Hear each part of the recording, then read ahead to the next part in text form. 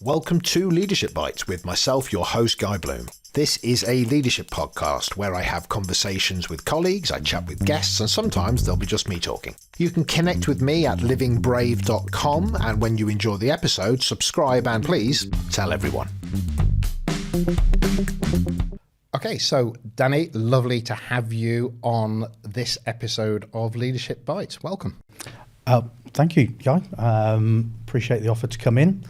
A little bit daunted by what you might be asking me and get me to divulge, but I'm sure you can cut it and edit it as you see fit. We will. And you know, this is the first time in a studio. So for me, 150 odd episodes have been done on like a video kind of thing. So this is a whole different experience. So I think we're both in new territory. So, but we know each other. So, you know, we've known each other for some time. So I'm not going to introduce you. I'm going to get you just to say who you are. And I'm going to frame it in the lens of, imagine you were at a barbecue or social gathering and somebody said, oh, you two should have a talk. And they said, oh, what do you do? What would you say? My response be to that? Yeah. Okay, it's quite a good question. I would use the phrase that a very good friend of mine uses to introduce me, who's a property agent. And I've got quite a few friends in property and the agency side. And a bit of a standout sort of individual in the respect that I'm the builder amongst the property agents. So my friend I would introduce myself as the builder. He would interject and say, no, he's the grubby builder. So I'm the grubby builder in a very simple format. But yeah, so that's how I would probably start. And if somebody said, okay, so what does that really mean? Give us the job title, give us the company. Let's just start there, and then we'll keep going. Okay. So I'm managing director of a company called Winvic Construction. I lead the industrial logistics and data center team. It's part of a larger organisation, We have three sectors, and the company's called Winvic Construction. So 3 sectors: industrial, multi-room, and civils and infrastructure, and the business turns around £1 billion per annum. And I've been lucky, privileged in some respects to work with you as an organisation probably about 5 or 6 years now, and that's the reason I wanted to get you on the podcast, because the reality is I think there are lots of organisations that have interesting journeys, but Winvic has been one that I've only been in there for a small portion of it, but just having heard about the growth, the shift, the dynamic of just when I got to know you guys literally just around COVID time, which was hilarious in its own kind of experience.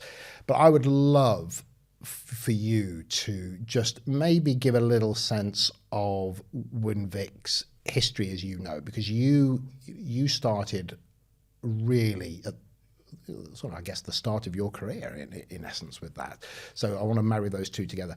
But maybe let's just do a few minutes on Winvic itself. I guess from what you experienced of its growth to where it is now in a manner that people that aren't in the industry and wouldn't know anything about you, what makes it maybe interesting? Okay, so the business was formed in 2001. With a very simple approach to what its intentions were, which was to build in and around the Midlands industrial buildings for a small list of clients that we'd worked for previously, and not to exceed a turnover of say 10 million, and work with people that we'd worked with previously as individuals, bring them across, have a very flat structure, work together, create a really nice place to come to work, and go from there. So that's 2001. I joined 2003, I think it was, but it all worked together previously. I'll come on to that later on when we talk about my journey. And from there, we made a real good foothold, took a real good foothold in the market, created a really credible and well-respected business with a great work ethic, set of business principles that put us in good stead. And from there, it's really continued to grow. It was around the recession, sort of 2008, where we were starting to move into other areas, the multi-room or Winvic build as it was back then, to just try and diversify our options and look at other areas to focus our efforts on.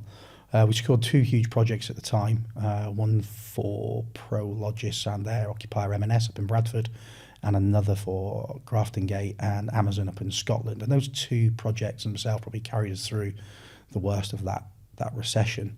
That put us in a really good place as we came out the other side. And as a business, we've always reinvested back into our people, back into the business itself, reduced the debt to zero, made sure that we're always well placed to ride out any sort of market activities or economic issues, and again to come out the other side in a stronger place. And that's the business principle we've worked to for a long time. And from there, 2010 probably is where we started to really grow. Organically has always been the intention with our own people through training, good mentoring, leadership.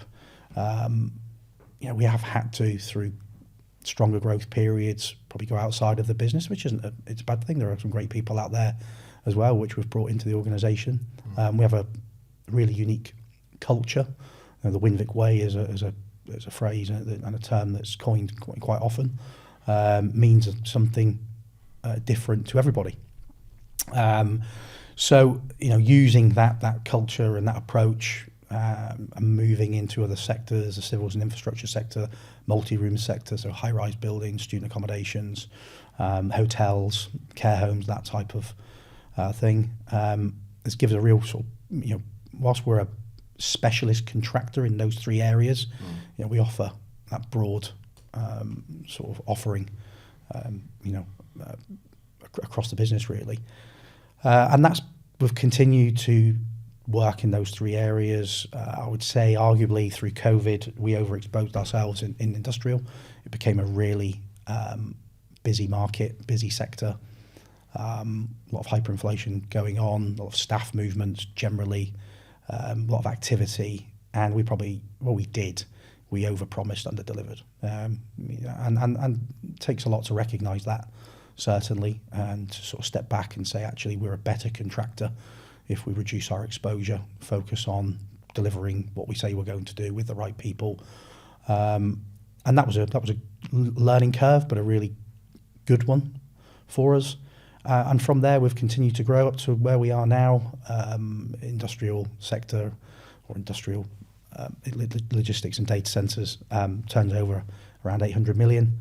And the other 2 sectors, about 300 million between the 2 of those. So, we're hovering around the 1.1 billion mark now as a business, which is you have to pinch yourself really when you talk about the size of the business we've become and where it started. And certainly for me personally, is I've been there for a large proportion of that journey.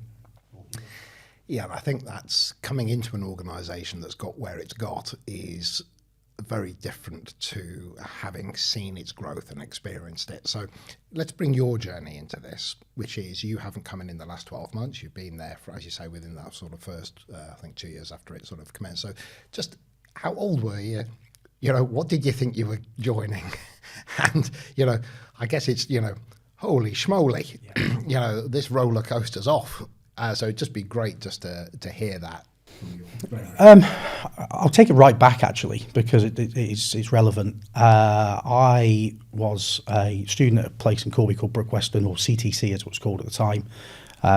Managed through great support from teachers there who'd seen that I was very quickly throwing my education down the pan to secure 8 GCSEs or something like that, which enabled me to progress into 6th form. Picked a couple of courses that I thought were fun.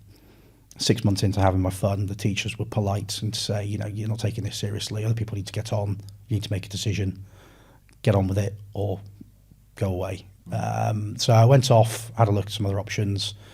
My father was in construction and thought that seemed like a good idea. Picked up a full-time college course at a place called Malton College, which was great. And the girl who I always used to go out at the time used to take me. We fell out. She stopped taking me. I was sat at home.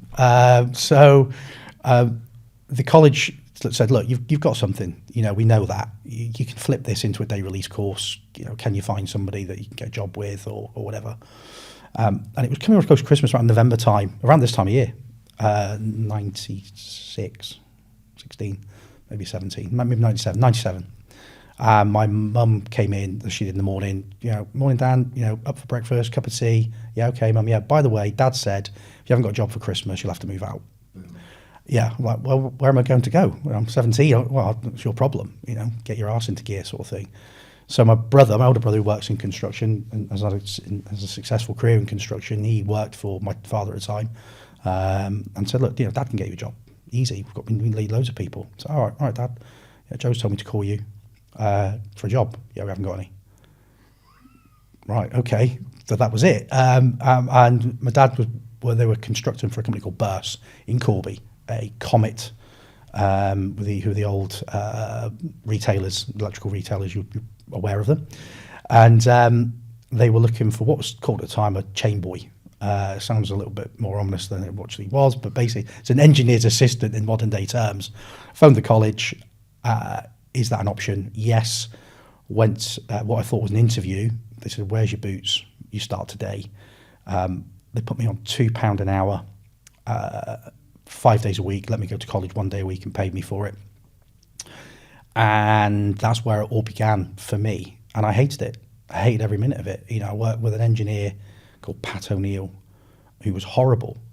I hated him. Well, up until the point I realised I actually loved him, which was telling him to bring my sandwiches out with me because we're not coming back, and then picking out what looked like corned beef mush out of my pocket and eating them because we were waiting for concrete to come. But Pat, really instilled the importance of a good work ethic, and good engineering principles. First principles that stay with you for life. I've still got my first calculator. I can still do inverse rectangular to polar. I can still do things that I wouldn't have been able to do if Pat hadn't have really been there pushing me. And he wasn't pushing me for anything other than the right reasons. And that business at the time was a regional business, and 3 of the people in that business went on to found Winvic. And I was at a site in Corby, again another site. When I was told of their news, I heard that Dave Ward, who is one of the founders, was coming to site to say his goodbyes. I stood there ready, bag in hand, thinking this is it. He's going to say, "Come on, Danny, get your stuff. You're coming with us." And he didn't, and he left, and I was a bit sour about that, and I mock him now because when he was asked why didn't take Danny, well, Danny wants a career, we can't give him a career, and his sentiment was correct at the time. Their initial plan was a small business, with a flat structure of established people that could help them do the things that they really enjoy doing, build sheds really well without the bureaucracy, without the process, without the red tape. But that business, started to grow, and 2 years later, or whatever it was, I think I'd left Burst, so I was doing some freelancing, and I got a call from another one of the shareholders, a gentleman called Richard Butler, who's a fantastic mentor and friend, and there's really, a lot to be said for my success down to his mentoring and directorship. And Richard called me. We were at my wife's grand's caravan in Inglemells and Skegness. And he said, "I've got a job for you if you want it. So want to come along, work for us as an engineer, senior engineer. I need a good number 2." So I'm just working on a site in Leicester at the moment. How old are you? 21, I think, or just Erin has just been born. 22. I was 22. And I said, I'm going to struggle, Rich. I've committed to this project to the end of August. He said 10, 9, 8, 7. What do you mean you counted system? Get to 1, put the phone down, and I'm blocking your phone. You're never ringing me again.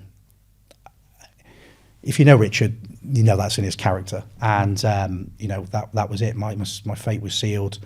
I joined Winvic in September as a sort of freelance engineer. Richard's number 2 on a huge scheme in Peterborough, 726,000 square foot for occupier Debenhams via Prologis. incidentally, we're about to refit that for another occupier at the moment. It's really come home to roost. And that was the start of the Winvic journey. And it was great. It was everything I'd hoped and more. I felt part of the organisation very quickly. And then when the opportunity came to join the business on a full-time basis, as I come off freelance in the May the following year, I took it on. And from there, it's been a organic growth for me, working in most of the departments in various forms. Primarily, I'm an engineer at heart, so you can use that skill set. It's transferable into other areas. I spent a bit of time in design, in project management before sort of moving into more of a business development role in my late 20s, joining the main board 2010, so I think I was 30 just. It's one of those box ticking moments where you have to be a director, whether it meant it or not. I'd still give the founders some grief about it, but it was great, great journey, great people. And then from there, I really had the opportunity to shape the organisation and be part of its growth and be part of the strategy to take it to where it is today. Working with some fantastic people within the organisation and that I've been exposed to through clients and create some great friends and mentors. I think that's it's an amazing thing to hear somebody talk about, in essence, a life journey in that respect, because very often people do that, but also they 2 years here, a year there, and that has its own value because you're learning different things along the way. But what really resonated with me was about that first catalyst of working with people that can set the tone for.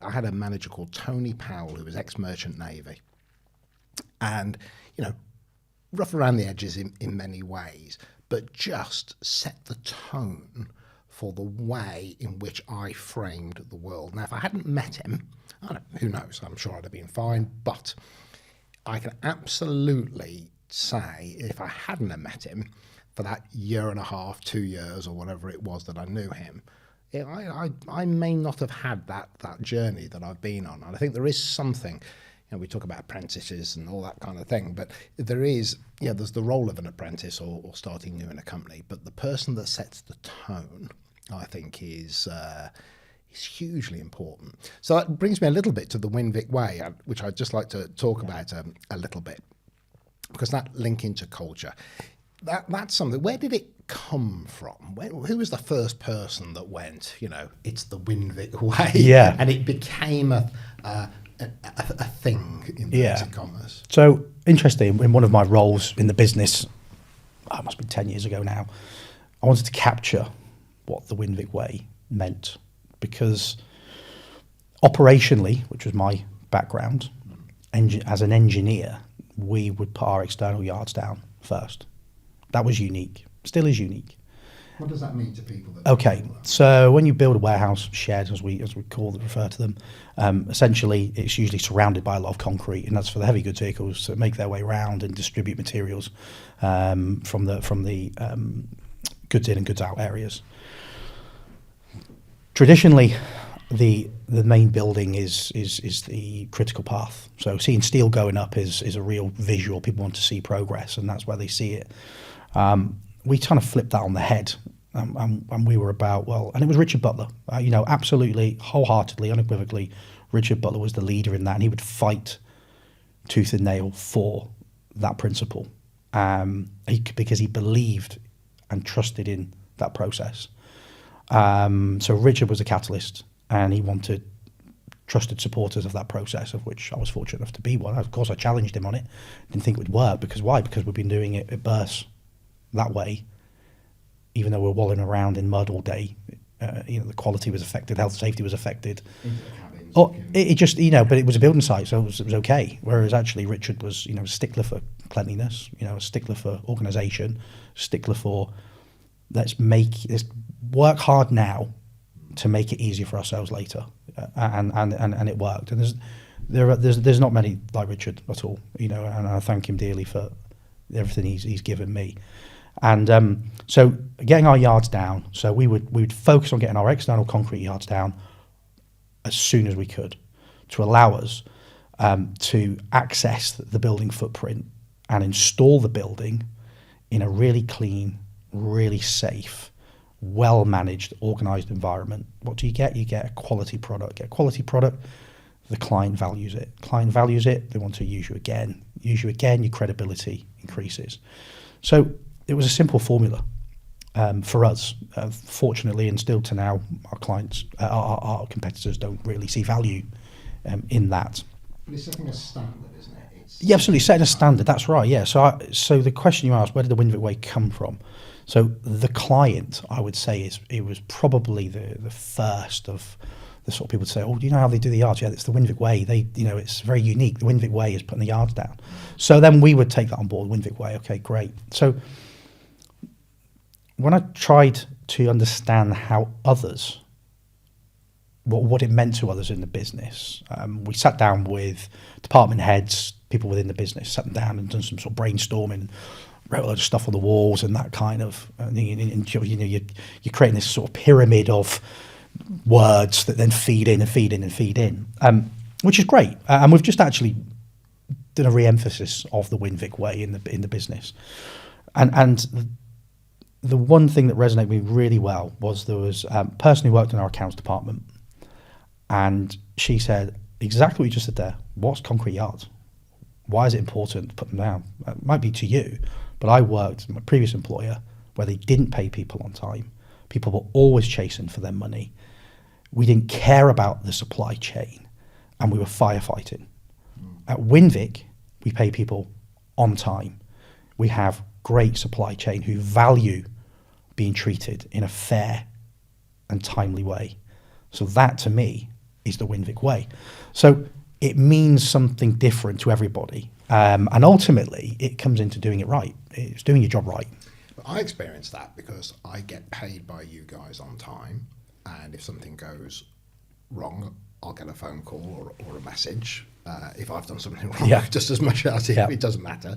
But I get paid on time. If I speak to somebody in the organisation, I'll get a call back. Other organisations, they might ring me up for a proposal, and then I'll never hear from them again. There isn't even the integrity to go, hey guy, we've gone left instead of right, we're going to do it in-house, we're going to go with somebody else, it doesn't matter, that's the stuff of life.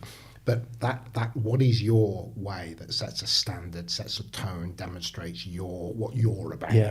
See, it's all I know as well. That's the other thing. You touched on it earlier. I haven't really had multiple business experiences. Burst were notoriously bad at paying. They got themselves to a point where they were firefighting around regions. There was always bad news before good news, which is why the founders came away and set up a set of business principles that they wanted to stick by, which we do. But all I've ever known is the Winvic way. So I, wouldn't think, we would never not pay somebody on time, or we would never not do it. So for me, yes, there are challenges to that, absolutely. And as we grow and the Winvic way can sometimes become a little bit diluted, not through intention, but just because of growth, different sectors. You don't maybe recognise it. Absolutely, yes. And we've got some fantastic sort of people within the organisation that really do live and die by the Winvic way, and that rubs off on others, and people see the value in it. So it's difficult to change people's minds sometimes, and not just because I say it, you should do it. You have to work on it. You have to help people see what the benefits are of working in that way. So yeah, it's a fantastic culture. Something I'm very proud to be a part of. I can't. I'm going to sound like a right Burke, but I just love working with you guys. It doesn't matter what I do. It doesn't matter if I never work with you again. But I just get that sense of we're not doing this to tick a box. We're doing this, and I'm held to account as well. I like that. We all know Kaylee, who works within the company, but Kaylee will, even though I've been working with you for some time, how are we going to move it forward? What's going to be different? If I go, I've got this idea, I'd like to, talk it through. Yeah, do you know, no, or yes, but it is a partnership. You do feel you're brought in. There is a standard that we're trying to work to. It's got to have a value that can be demonstrated. But in return, you know, you're going to be treated with respect. You're going to become part of what we're about. And that it does happen in other organisations, but less than more so. So it's a beautiful thing for me to experience. Now, I'm interested in a journey of growth where I've got somebody that's been in one organisation for a good size of their career. So talk to me about, I guess, the stuff that says I've had to learn how to. Yeah, not how to read a P&L, I'm not talking about that. But when it comes to people, because, you know, when it's just you and you're an individual contributor and as long as I do well, I'll get recognised, and then I get a team, and then and then all of a sudden, oh hell, I'm in charge of the damn thing. You know? So just walk me through that. I've had to learn how to ... That's a good question. There's a lot in there, and the journey changes through maturity, organisationally, and, you know, physically. And I am a very competitive person. My personality is very competitive. I like to win, and that is in every aspect. You know, so certainly as a young professional, I use a word professional loosely, but as a young aspiring professional, it was all about the brashness, the loudness, the being right regardless. You know, being convicted in your decisions regardless. And that worked to a point. When you want to then take it to another level, the difficulty and challenge, certainly for me, was recognising and accepting that actually some of these traits are going to prohibit me from moving on, from being a leader, from being seen as someone who's aspirational and inspirational. What got me here may not get me there. That's it, and that's the thing. And sometimes it clicks. Sometimes it's a bit longer to click. I think 2009, I had the opportunity to attend I think it was a 3-week residential course at Cranfield University. I think it was called something like the Accelerated Talent Development Program for Young It was something like that. Easy to remember. Long, big, yeah. But I was able to, and it was great. I mean, it was very, very sort of interesting experience. What was great for me was there was no one else from construction. It was mainly F&B, so food and beverage, big London hotels, Grosvenor, you know, Savoy, people like that than there, where it's a lot of shouting. It's a lot of, you know, he who shouts or she who shouts loudest gets work done, very high pressure, long hours. So I actually was able to sort of stand back a little bit and go, oh, actually I can, you know, get on board with this. But I learned some fantastic things in there which I hadn't realised I'd learned. And you come out of there and I certainly thought, oh, I'm evangelical, blue sky thinking, I'm going to implement everything I've learned the last 3 weeks on day one. Yeah. You know, and you're just the arse, you know, everyone's like, oh, here we go. So, you know, how can you go from that? You've been on to a course. That? You've been on the course, yeah, absolutely. But certain things resonate at different times, and that comes back to maturity. It's organisational maturity, it's physical maturity, and certain things click at certain times. So it might be the situation you're presented with, you know, and are in, and it's not working, and then, oh, wait a minute, I'm just going to try that. Oh, it worked. Ah, I get it now. So that's your organisational maturity. It might just be that you're not mature enough to accept that I'm wrong and someone else is right. And then one day, actually, they are right. And actually, there's much more success that comes from me accepting that I'm wrong, or actually championing that this person is right. And that's something. So it's certainly been evolutionary for me. The one big thing that I like to use is reflection. So of every outcome that there is going to happen, there's a reflection on did it work or didn't it work? And if you're the leader of, you should always start with yourself. So if it didn't work or wasn't as successful as you'd hoped, what should I do more of or less of? You know, or how can I support the team in those things? If it was as successful as you wanted, you know, the outcome, great, very similar process. what did I do? I might have done nothing. I might have just give the full autonomy and authority and accountability to the team that I trust and support to do what we asked them to do, and they did it really well. So maybe, actually, I just need to not get involved anymore.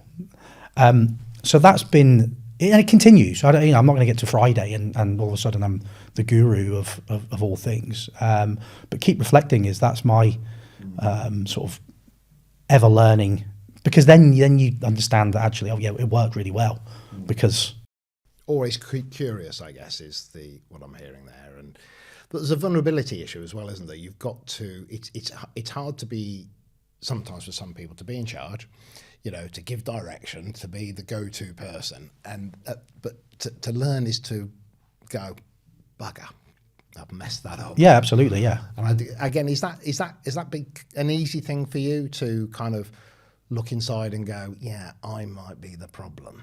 Very difficult, absolutely, yeah. Yeah, trust is the biggest learning curve as well. You can say I trust you, but if you don't trust them, it's visible in your actions and your words and your body language.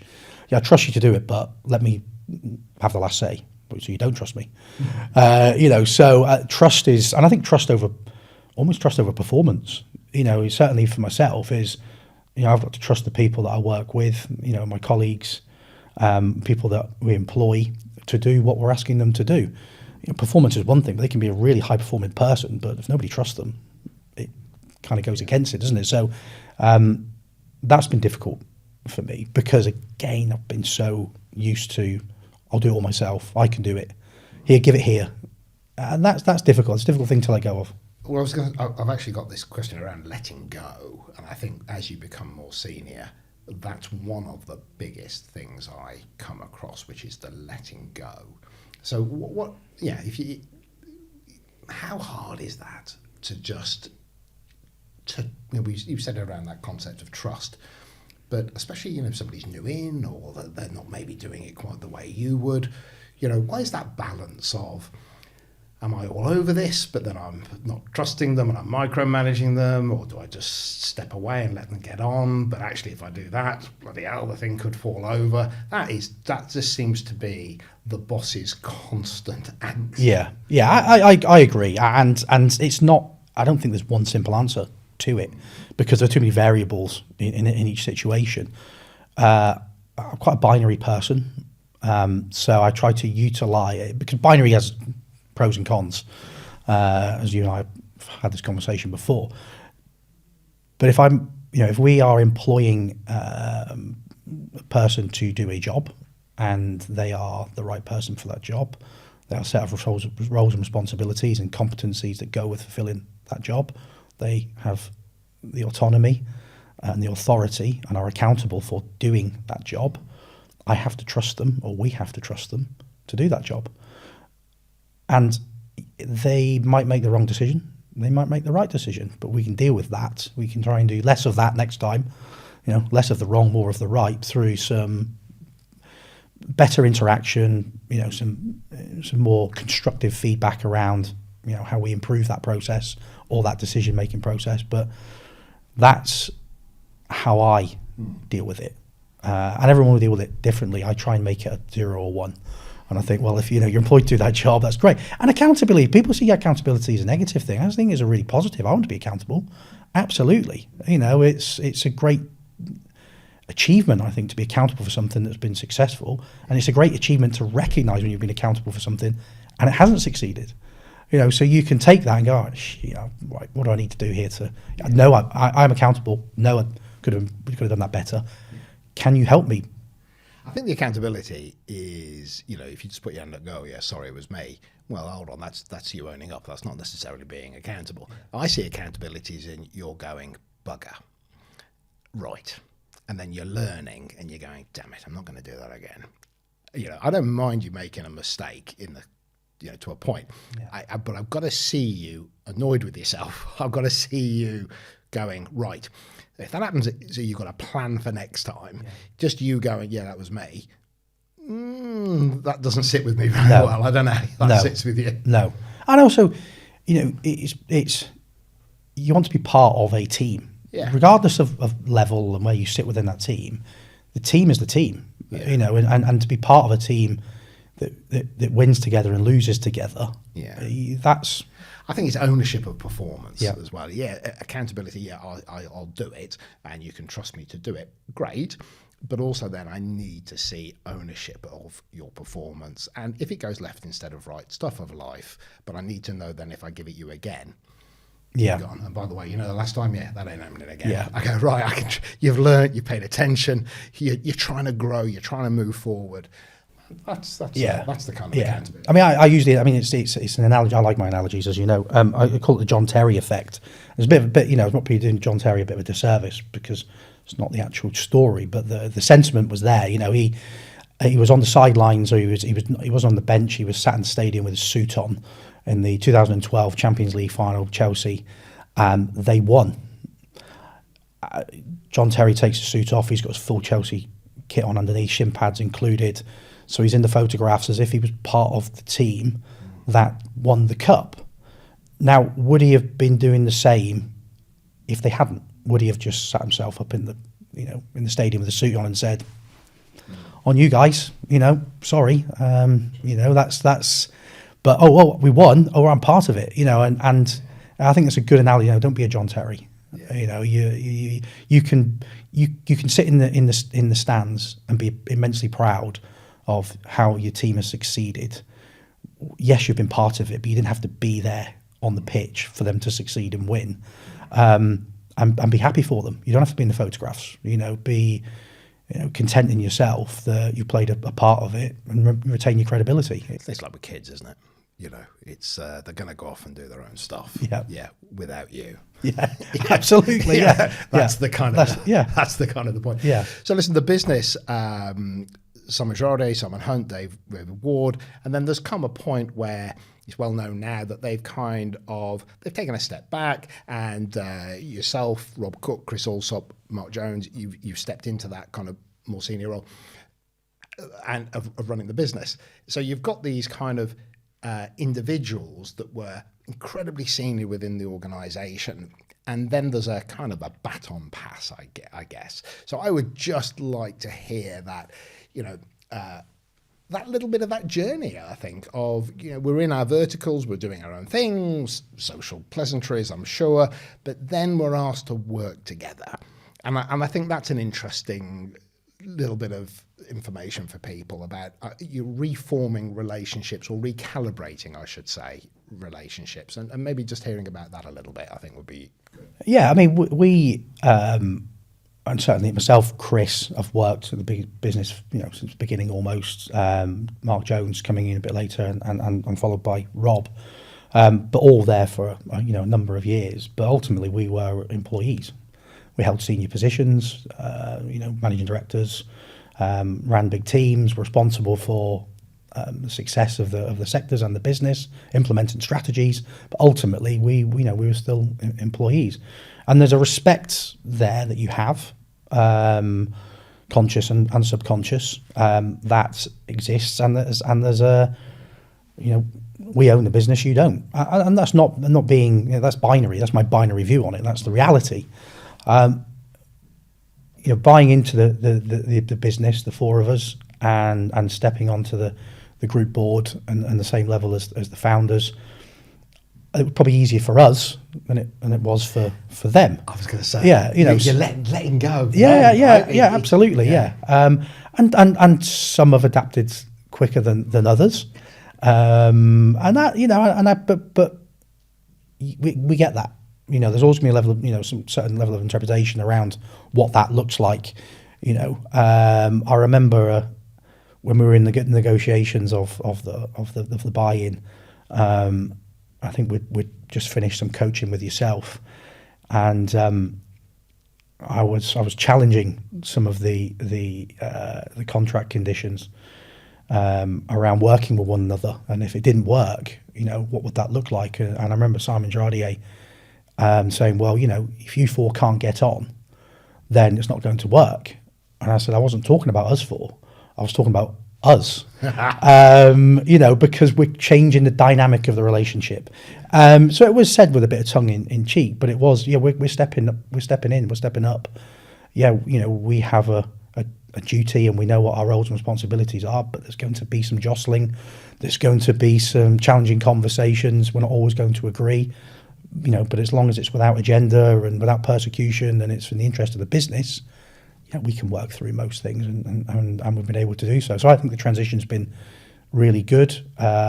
Certainly the feedback we've had from people within the organisation is that they see it as a positive. It's great succession planning. It's people who are from within the business and hold the business values at heart and the business principles that we've done business by, for the last 20 odd years. So it's not without challenges, absolutely, but I think it has gone as well as we'd hoped.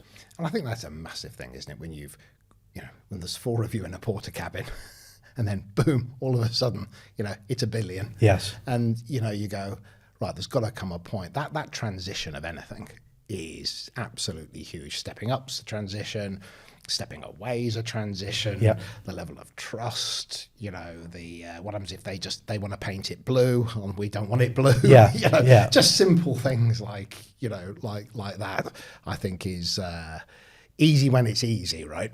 Oh, absolutely, yeah. And I'd so as you know, I'm not afraid of speaking my mind. Mm-hmm. I'm aware. And maybe I have to be a bit more considered with the language. But as I've said all along, for all of us, when the founders left Burst Construction, the regional directors, turning over X amount of employees, there came a point where we surpassed that as a business, and we are now, in no more virgin territory each and every day for all of us on this business and taking it forward and shaping the future, dealing with what we're in control of and being prepared for what we're not in control of.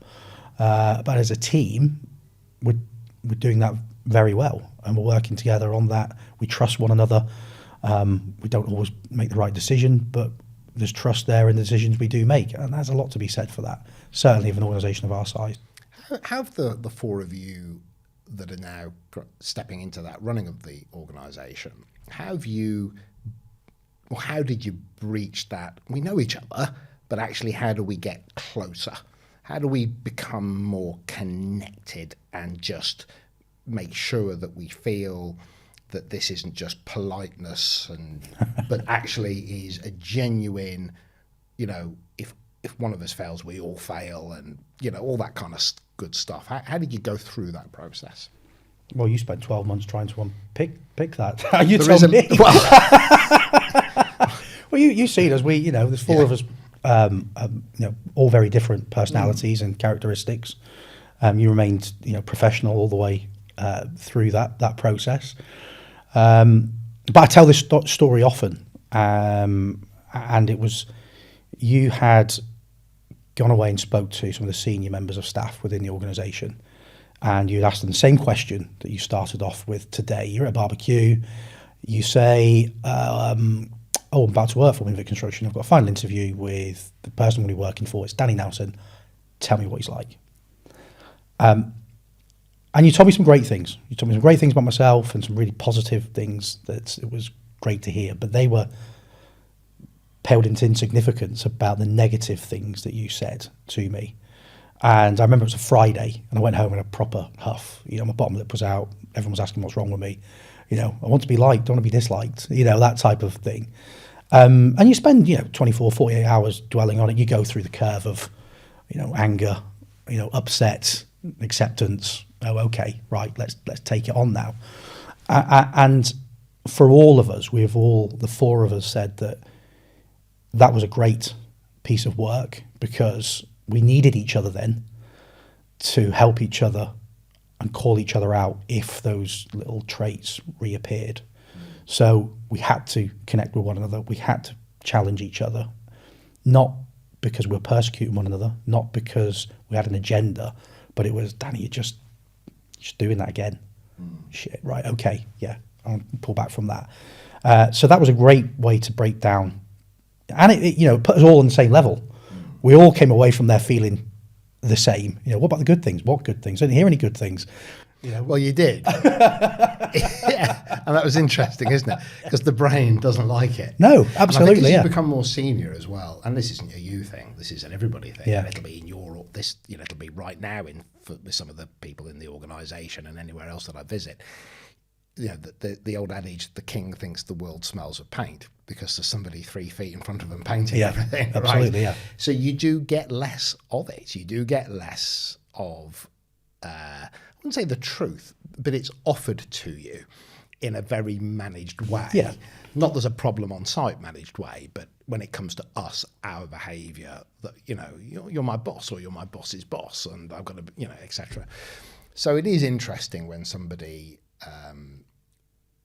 offers those observations, because it's probably been a while. Well, you probably when you were younger, you got it all the time. I've dismissed them because Bingo. I'm right, they're wrong. Bingo. Yeah, so that was a real good moment of reflection. And it sets a tone for the rest of the organisation to say, well, hold on then. Yeah, if they're willing to receive feedback, if they're willing to work on themselves, but not in some tick box, we're doing a course, they had a briefing.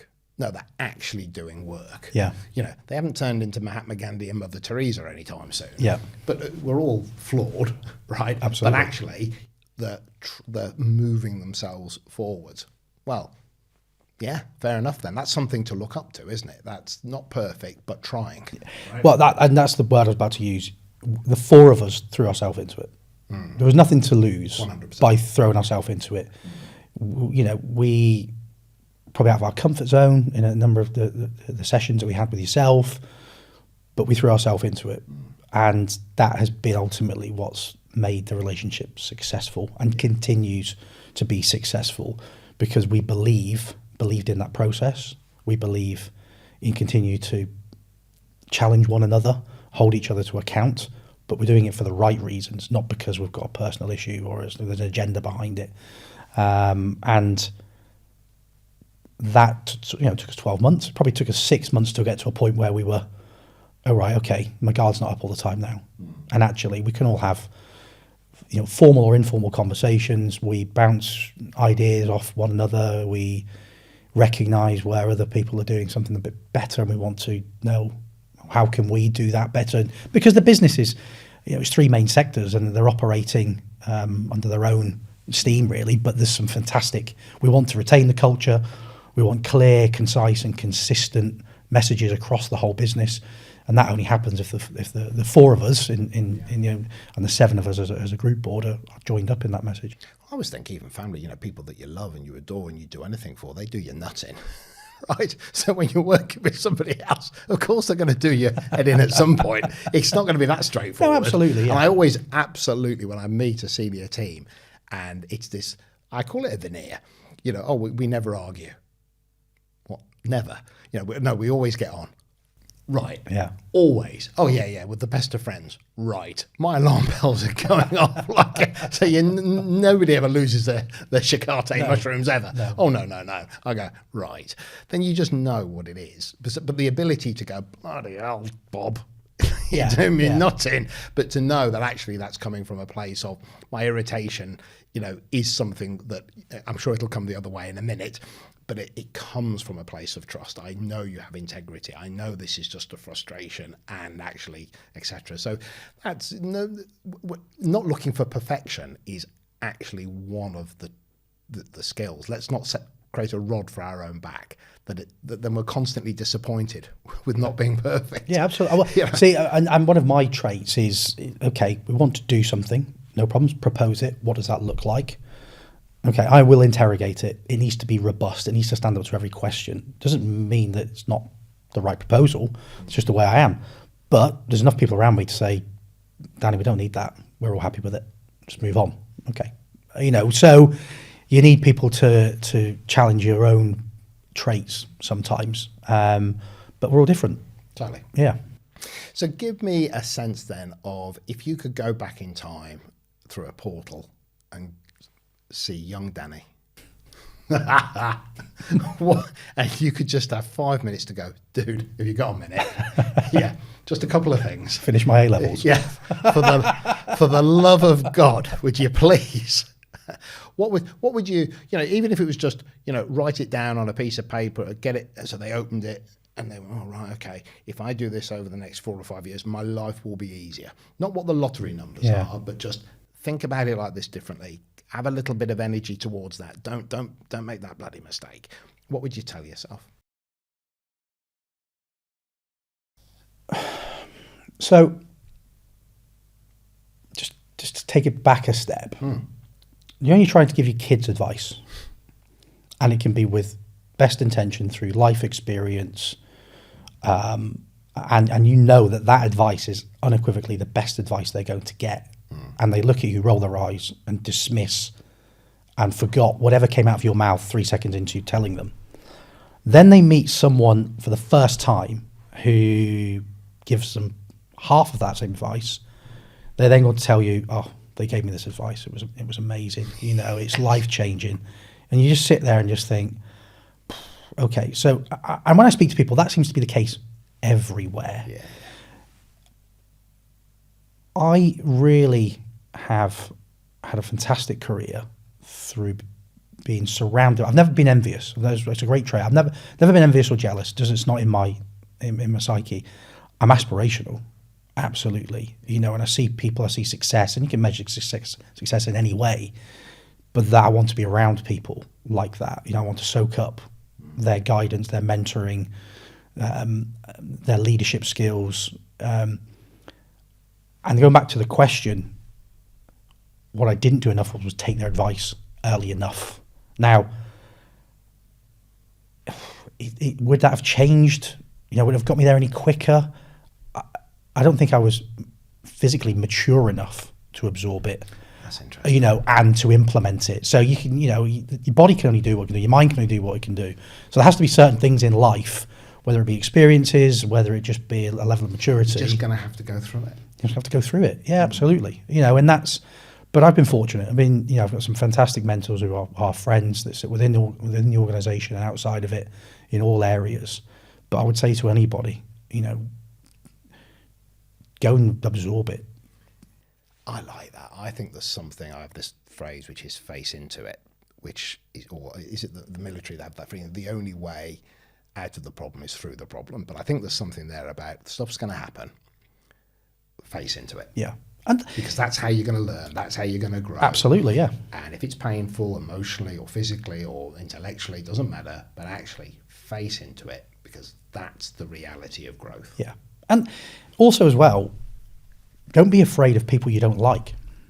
I mentor a number of people at the moment, various career paths and in and out of our sectors, and the problems they tend to face certainly is younger people are moving up through the ranks quite quickly. They can feel as if they're being marginalised, or they can feel as if somebody's persecuting them. So, okay, well, surely that's the person you do not want to be. I don't want to be a leader like that. No, of course I don't. Okay. So take all those really bad traits and don't do them. Don't do that. Bingo. Oh, right. Yeah, I didn't think of it like that, because it's a really aspirational character. I want to do everything they do. But now you know the pain of that. But just don't do that. Yeah. And actually this will come. So surround yourself with equally as good, annoying, bad, indifferent people, and just try and take all the good bits, pick the bones of it, as they'd say, and put them into practice. And it won't always work, and again, different situations, it doesn't quite pan out, but and then reflect, and that's what I would say to do more of. If I was going back to a young Danny Nelson, I wouldn't change the path that I've had. I wouldn't change the people that I've met. I wouldn't change working for Winvic. I wouldn't change any of the successes or failures that I've experienced. I'd just like to do more of it. That's interesting, isn't it? I mean, a little bit of it's supposed to be like this is quite interesting. It's supposed to be hard. And there's a lot of stuff going on today where everybody seems to want it easy. Well, okay, nobody wants to be bullied, nobody wants to be victimised. Okay, those are the outliers, and that needs to be dealt with. Yep. But actually, it's not supposed to be easy. Not unless you just want steady state. But if you're trying to move forward, it doesn't even mean get promoted. You just want to move on. Yeah, it's going through. So listen, I could talk to you with a curry and the appropriate beverage, be it a Diet Coke or whatever, I could spend the next 4 or 5 hours. But I'm not the Joe Rogan podcast, and nobody's going to sit here and listen to us for 3 hours. It is my podcast of choice at the moment. Exactly. I was listening to one about 3 o'clock this morning, actually. It was one of those I just can't switch off from. So you tell me you're not the Joe Rogan. I'm not the Joe Rogan right, okay. of this space at all. No, I love that guy. So listen, I just want to say thank you for taking the time to come to the studio. This is actually, as I said, the first time I've used the studio in this way, so that's exciting for me. And just on a personal note, thank you so very, very much. Thank you. It's been brilliant. Thank you very much. It's been great to share some of that. It'll be the first time that some people will have heard it as well. So yeah, no, I really appreciate it. It's been good fun. Thanks. Okay, that's it. I hope you have enjoyed listening or watching the podcast. If you have, please subscribe and tell people. You spreading the word makes a massive difference. And if you'd like to consider working with us, then make your way over to livingbrave.com.